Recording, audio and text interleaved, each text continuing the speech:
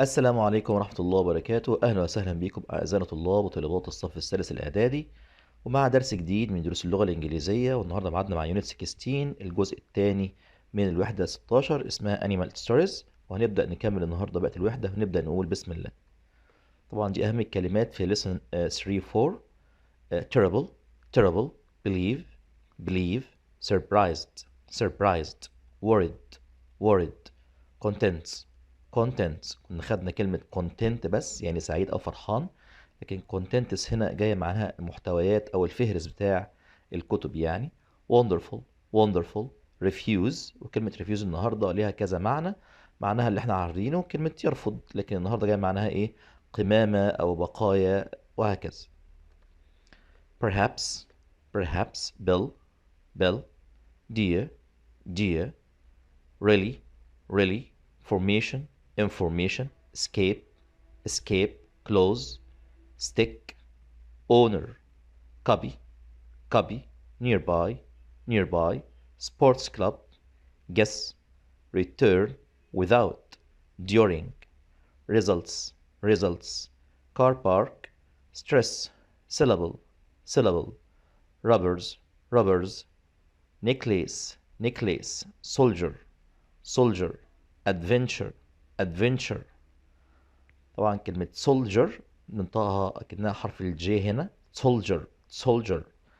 Antarctica Antarctica equipment equipment discovery discovery useful useful successful successful pit pit discover discover. وأخيرا كلمة بورو وعكسها طبعا lend. تصريفات مهمة جدا لأن الوحدة 16 كانت بتتكلم على زمن اسم الماضي التام، وكان دايما بيتكون من هاد والتصريف الثالث، فلازم أحفظ التصريفات كويس يا شباب. leave left left steal stole stolen break broke broken. كلمة بورو دي تعرفها take something from someone then return it، انك تاخد حاجة من حد وترجعها تاني، دي اسمها ايه؟ بورو. وعكسها طبعا كلمة اسمها lend lend يعني يسلف، لكن بورو يستعير أو يستلف. terrible terrible شيء فظيع، يبقى معناه very ايه؟ very bad. كلمة وعكسها happy unhappy وsad modern ancient kind unkind close far. حروف الجر وبعض الاكسبريشنز تعبيرات fall into the canal fall into for a long time for a long time for nothing for nothing happy for come back come back be away، وكلمة be هنا يعني verb to be is أو am أو are أو was أو were. go for a ride go for a ride do the right thing do the right thing. go faster go faster take back take back take money back يسترد نقوده أو فلوسه. belong to belong to make up a story make up خدناها الترم الأول يعني يؤلف. move past move past take off take off لو جت مع الطائرة تبقى تقلع الطائرة، لو جت مع الملابس يبقى يخلع ملابسه. make a discovery with sticks respond to have a baby well done copy the answer copy the answer. هنا في عندنا نص استماع موجود في كتاب المدرسة، وطبعا ساعات بيجي منه حاجة زي الديالوجز أو situations.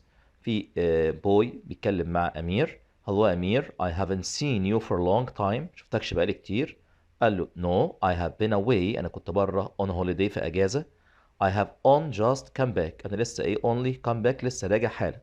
How was the trip؟ إزاي الرحلة بتاعتك كانت عاملة إيه؟ It was great، كانت عظيمة. But it didn't start very well، بس البداية ما كانتش جيدة. Why? What happened? قال له well on our first day، في أول يوم في الرحلة we decided to go to the zoo، رحنا حديقة الحيوان. But we found out، اكتشفنا that it had closed an hour before we go there، أغلقت قبل ما رحنا هناك بساعة. قال له oh no، خلي بالك بقى من التعبيرات دي عندنا يا شباب. كلمة oh no بقولها امتى؟ لما اسمع خبر مش كويس. قال له yes a snake had escaped، في ثعبان هرب. and nobody knew where it was، محدش كان عارف مكانه فين، عشان كده قفله بدري. قال له how terrible، شيء فظيع. then when we were leaving the zoo car park، واحنا ماشيين من منطقة انتظار السيارات على الحديقة، we saw the snake، شفنا التعبان جنب السيارات. قال له really I can't believe it، مش مصدق حقيقة. it looked at us، التعبان كان بينظر لنا and moved very slowly past our car، وكان ماشي ببطء جدا جنب العربية بتاعتنا. I had never seen a snake so close before. أنا عمري ما شفت تعبان بهذا القرب من قبل. How wonderful. شيء رائع. But then a lot of men from the zoo arrived with sticks. بعض رجال الحديقة جم معاهم عصيان. Oh dear. بيقول يا إلهي. They didn't hurt the snake. قال له ما تخافش ما حدش فيهم أذى التعبان. And soon they took it back.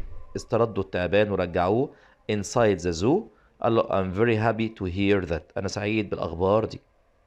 طبعا لو لاحظت هنا ان في نوعين من الاخبار، اخبار سيئه واخبار جيده، والنهارده نتعلم مع بعضنا ازاي نرد على الخبر الجيد والخبر السيء. في بعض الكلمات اللي ممكن تلاقيها نفس المعنى، walk واوك يمشي والتمشيه، refuse وريفيوز قلنا من شويه يرفض او قمامه، content يعني راضي وقانع وسعيد، وcontents يعني محتويات زي مثلا محتويات الكتاب. نروح على كلمة do بتيجي مع كلمة quiz homework the right thing for a thing. احنا بنتكلم على ايه؟ على النص اللي احنا قريناه من شوية يا شباب، لكن do تنفع مع حاجات كتيرة جدا جدا. كلمة so مع الصفة بمعناها جدا زي I'm so happy. باسم hasn't seen a snake so close before. باسم ما شاف تعبان بالقرب ده قريب قوي. be the first person to قلناها الحصة اللي فات او الفيديو اللي فات. Peter was the first person to arrive. احنا كنا خدنا قاعدة اسمها verb to be وبعدين في صفة، على اعتبار ان كلمة الاول هنا تنفع اكنها صفة، وبعدين to مصدر اللي هو عندنا it's good to pray, it's bad to smoke, my father is the first person to arrive, the manager is the first person to arrive، وهكذا. نروح على درس الريدنج يا شباب الموجود في كتاب الورك بوك بيج نمبر 30. كابتن سكوت was a famous English soldier. هذا الرجل كابتن سكوت كان جندي انجليزي مشهور. He loved adventure. كان بيحب المغامرة.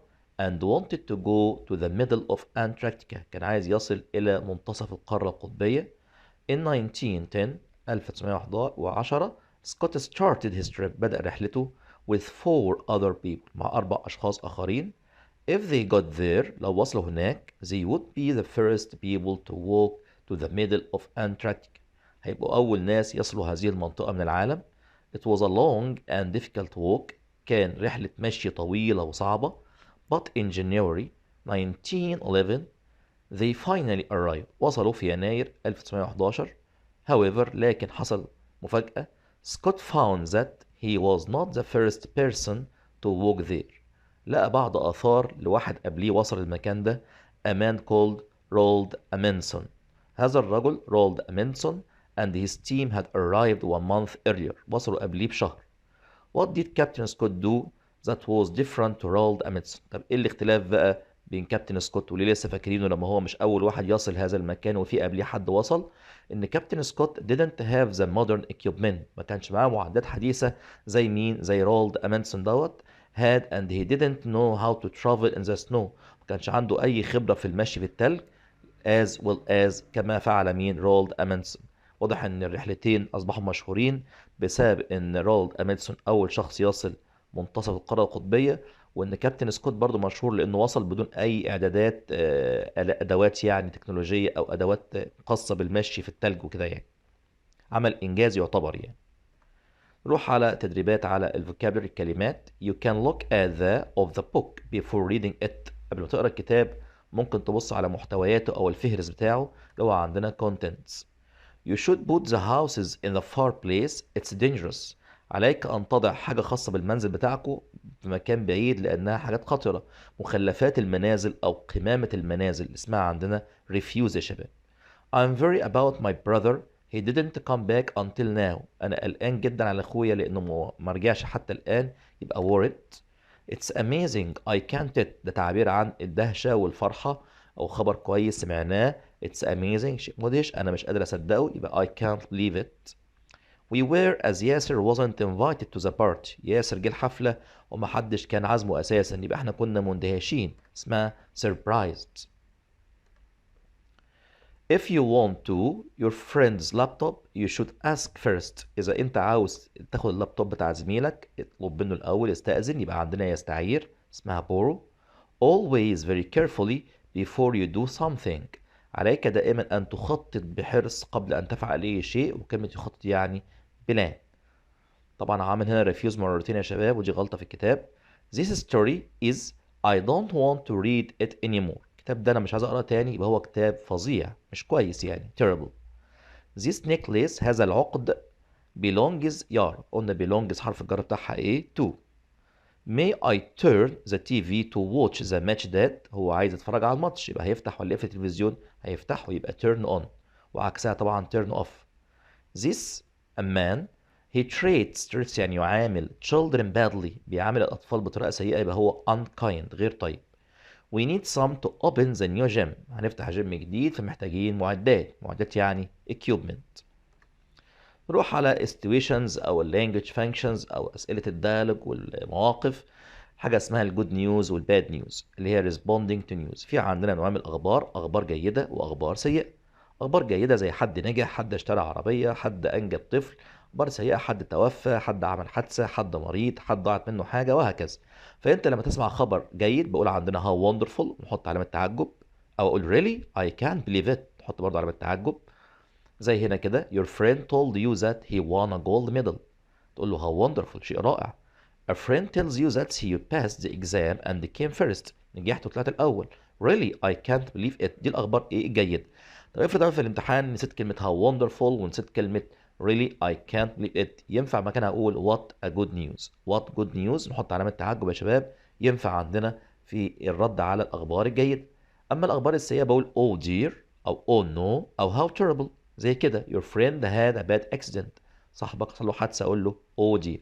طيب أنا في الامتحان نسيت كلمة oh dear أو oh no أو how terrible، أقدر أقول بكل سهولة what bad news ونحط برضو علامة إيه تعجب. يبقى أنا في الحالتين لو نسيت الرد على الخبر الجيد والخبر السيء أقدر أقول في الخبر الجيد what good news والخبر السيء what bad إيه news. تعالى عندنا نشوف تدريب على الكلام ده. your friend's aunt died، عمة صديقك توفت أو خالته يعني. ده خبر مش كويس، هقول له عندنا oh dear، وينفع زي ما قلنا what bad news. A friend tells you you have won a prize، صاحبك بيقول لك أنت كسبت جايزة، أقدر أقول له عندنا how wonderful، شيء رائع، أو really I can't believe it. Your father bought a new car، باباك اشترى عربية جديدة، طبعا خبر كويس how wonderful. Your brother has lost his bicycle، ضاع العجلة بتاعته، اتسرقت، فقدت، يبقى عندنا how terrible. Your friend has failed، سقط، رسب his math test، سقط في الامتحان، قول له oh no أو oh dear. Your friend's sister has just had a baby، أنجبت طفل. أخت صديقك أنجبت طفل، فقول له عندنا how wonderful. طبعا درس سهل جدا يا شباب، عبارة عن الرد عن خبر جيد وخبر إيه سيء. نروح على أسئلة عامة على lesson 3 و 4. شيماء asks مروة about her visit to أسوان. شيماء تسأل مروة على زيارتها لأسوان. I knew that you were in أسوان، سمعت إن أنت في أسوان. قالت لها that's true، وقالت لها جملة، قالت لها you mean it was exciting، قصدك إنها كانت رحلة مثيرة، واضح إن فوق في إعجاب بالرحلة. فقالت لها مثلا عندنا it was wonderful أو I enjoyed it، أنا استمتعت جدا بيها. فسألتها سؤال، قالت لها I went by bus، واضح تقول لها رحت إزاي، يبقى how. went في الماضي يبقى did. I تبقى you go there، how did you go there. How long did you stay there، قعدت قد إيه هناك، ينفع إجابة مباشرة أقول له for a week، أو إجابة كاملة أقول له I stayed there for a week. سؤال قال له I visited the high dam، ينفع أقول له عملت إيه هناك أو زرت إيه هناك، فالاتنين صح. فقلنا what did you do there أو what did you visit there، الاتنين صح يا شباب. نروح على سؤال situations. You borrowed your friend's phone and you broke it، استلفت من صاحبك الموبايل بتاعه وانت كسرته. هنا طبعا يا شباب درس خاص بالاعتذارات. اسهل طريقه للاعتذار اقول I am sorry for، والفعل اللي انت عملته حط ing. فانت بتعتذر ليه؟ عشان انت عملت حاجه اسمها broke، هنقول لها breaking بقى، يبقى I am sorry for breaking your phone. I'm sorry for breaking your phone. او ينفع اقول I apologize for breaking your phone. The TV announced يعني أعلن that the storm ended، العاصفة انتهت، and this pleased you، ودي حاجة أسعدتك جدا، فأقول ده خبر كويس اللي هو عندنا how wonderful. You heard that your friend's father is in hospital، سمعت إن والد صاحبك في المستشفى، طبعا ده خبر وحش، بقول عندنا oh dear أو what bad news. روح على سؤال choose. I'm very by the news of my success، أخبار نجاحك. I can't believe it، يبقى أنت أكيد فرحان أو مندهش منها، يبقى عندنا surprised. مروان wanted to مصطفى's phone so that he could call his mother. مروان عاوز يعمل إيه في تليفون مصطفى عشان يكلم مامته؟ يستلف يعني borrow، وعكسها lend يسلف. Horses sometimes to move to where you want them to go. احيانا الخيول ترفض انها تتحرك في المكان اللي انت عاوزه، فكلمة يرفض يعني refuse. The lesson when he arrived in the class. علم دايرة على كلمة when كده في الامتحان، شوف اللي بعديها arrive تصريف تاني، يبقى ماضي بسيط، يبقى عكسه الناحية التانية ايه؟ ماضي تام. يبقى الصح عندنا had already started، يبقى الدرس بدأ امتى؟ قبل ما احنا نصل ايه الفصل. You said نور had a bad accident. انت بتقول ان نور عملت حادثة، وهنا بيعبر عن ايه؟ عن الخبر السيء، يبقى how terrible. When something is made of it's golden. لو شيء مصنوع من ايه يبقى يبقى ذهبي، مصنوع من الذهب اكيد، يبقى عندنا gold. كلمة iron يعني حديد، وسلك يعني حرير، وسيلفر الفضة. نروح على rewrite. سلمى didn't watch TV until she had washed the dishes. اشتغل بقاعدة اسمها after. after يا شباب بعديها الأول ماضي تام اللي هو الجملة ديت، ثم ماضي بسيط هيكون مثبت، يبقى الجملة كده after، وبدل شي تبقى سلمى. after سلمى had washed the dishes، ونعمل كما. عملت ايه الأول بقى؟ بعد كده عملت ايه؟ she watched TV. هنخليها ايه؟ ماضي بسيط مثبت، لأن until أساسا لازم يجي قبليها ماضي بسيط منفي، لكن after بيبقى الجملة معاها ايه؟ مثبتة. يبقى الجملة after سلمى had washed dishes she watched TV. first أولا، والكلمة دي مهمة جدا عشان بيقول لك ده اللي حصل الأول went. then I made food، يعني رحت الأول السوق وبعد كده عملت ايه؟ طعام. عايزينها بقاعدة before. before بيجي بعديها الماضي البسيط اللي هو هنا كلمة I made food، يبقى before I made food. الجملة التانية لازم تتحول تبقى ماضي تام، تبقى I had gone عشان went تصريفها التالت ايه؟ gone. يبقى الجملة before I made food I had gone shopping. واحد يقول لي في حل تاني، اقول له ايه؟ تقول لي انت قلت لنا ان before ينفع بعدها اي ان ايه جي، صح؟ يبقى before making من غير اي خالص. هنحط before وافتر بعدهم اي ان جي امتى؟ في حالة عدم وجود فاعل في الجملة بتاعتهم. يبقى before making food I had got a shopping. We visited the museum then we went home. حدثين ورا بعض، الاول زرنا المتحف ثم رحنا البيت. عايزين قاعدة ايه؟ until. بداية كده الحدث الأول فين؟ اللي هو ده، هنخليه ماضي تام، نخليه had. التاني اهو went ماضي بسيط هننفيه، نقولها didn't ايه؟ go. يبقى الجملة we didn't go home عشان until قبليها ماضي بسيط منفي until we had visited the museum. يبقى الجملة we didn't go home until we had visited the museum. دايما في امتحان اللعبة انك تشوف الزمن اللي حصل الأول فين وتخليه ماضي تاني، والزمن اللي حصل التاني هو الماضي ايه؟ بسيط. اخر عندنا سؤال هو سؤال الرايتنج. هنكتب ايميل من 110 كلمة. You succeeded in your final exam، عن نجاحك في الامتحان. Your name is علي. Your email address is ali@gmail.com. Your uncles تبعت لمين؟ لعمك. email address is عمر. واضح ان عمك اسمه ايه؟ عمر. تعال نشوف عندنا كتبنا ازاي عن نجاحك في الامتحان. قلنا to عمر from علي about my success نجاحي، او ممكن my exam results. ماشي. Dear uncle عمي العزيز. How are you and your family? I hope you are well. I'm writing this email to tell you about my exams results. I have succeeded in my final exams. نجحت الحمد لله. I got very good marks. درجات عالية. We are all happy here because I came first. كلنا فرحانين هنا عشان طلعت الأول. The exams were quite difficult. كانت صعبة لحد ما. But I prepared myself well for them. لكن أنا حضرت نفسي كويس ليه. إزاي بقى؟ I studied hard and revised early to get high marks. ذاكرت كويس، رجعت بدري عشان أحصل على درجات عالية. My teachers are very happy with me. كل مدرسيني فرحانين بيا. They congratulated me on my success. كلهم هنئوني بالنجاح. My friends got high marks too. وأصحابي أيضا حصلوا على درجات عالية. My dad promised to give me a new mobile. أبي وعدني أن يعطيني موبايل جديد. My mom promised to hold the party for me. والأم كمان وعدت تعمل له حفلة. I feel very happy and proud. أشعر بالفرح والفخر because I made my family happy. عشان خليت عائلتي تشعر بالسعادة. I invite you to the party. بعزمك على الحفلة. And I hope you accept my invitation. وأتمنى تقبل الدعوة. Best wishes إيه علي. كده يا شباب الحمد لله احنا خلصنا Unit 16 Lesson 3-4. إن شاء الله الفيديو الجاي هيبقى مراجعة عامة وشاملة من خلال حل امتحان كامل من كتاب المعاصر على Unit 16. أتمنى نكون استفدنا النهاردة يا شباب، وربنا يوفقكم، والسلام عليكم ورحمة الله وبركاته.